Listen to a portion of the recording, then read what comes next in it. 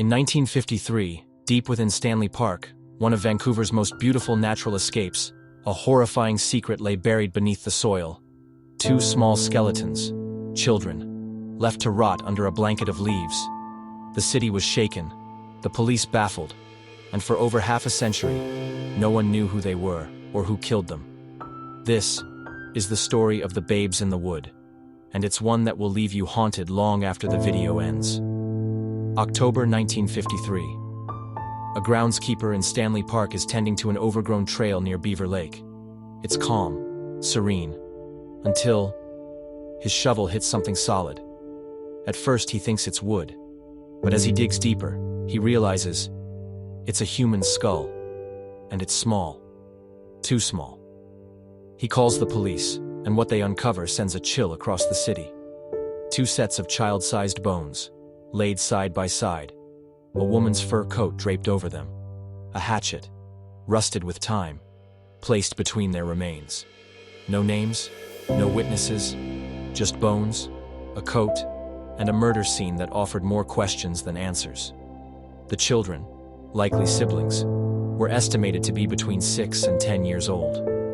One boy, one girl. The scene suggested they were murdered together, perhaps even in their sleep. They had been there for years, possibly since 1947. But no missing persons reports matched. No family came forward. No one seemed to know these children ever existed. How do two kids just vanish, and no one notices? It was every parent's nightmare, and every detective's worst case. A murder without names, without motive, and no clear suspects. The Vancouver police launched one of the most extensive investigations in the city's history. Posters were printed, schools were visited, border records combed through, the fur coat and hatchet traced, but to no avail. The children were dubbed the babes in the wood, a chilling echo of an old English folktale where two abandoned children die in a forest. The name stuck, and so did the silence. Years passed, leads dried up, the forest grew around their memory. Until 1998. 45 years after the discovery, science finally caught up. Forensic experts exhumed the remains, applying new DNA techniques. What they found changed everything. The two children were not a boy and a girl. They were both girls, sisters.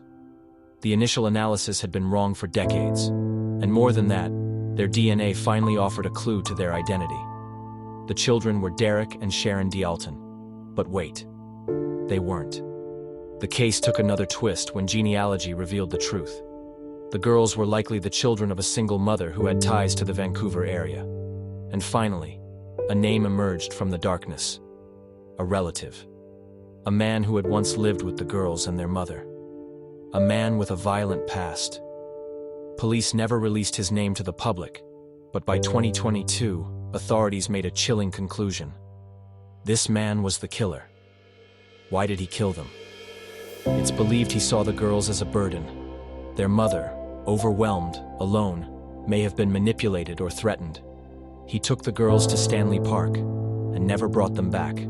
The mother never spoke out. Whether out of fear, guilt, or something darker, we may never know. She passed away before the truth came to light. In 2022, nearly 70 years later, the babes in the wood were finally named. Susan and Sharon, sisters, victims of an unspeakable betrayal. They were buried properly, with names and flowers, and people who mourned them. But justice? The killer had long since died. There would be no trial, no confession, only a quiet conclusion to a deafening mystery. Two little girls, lost in the woods, forgotten by the world, but not anymore. The babes in the wood remind us that behind every mystery is a life, or in this case, two. If this story moved you, consider sharing it. And always remember, the past may be buried, but the truth has a way of growing through the cracks.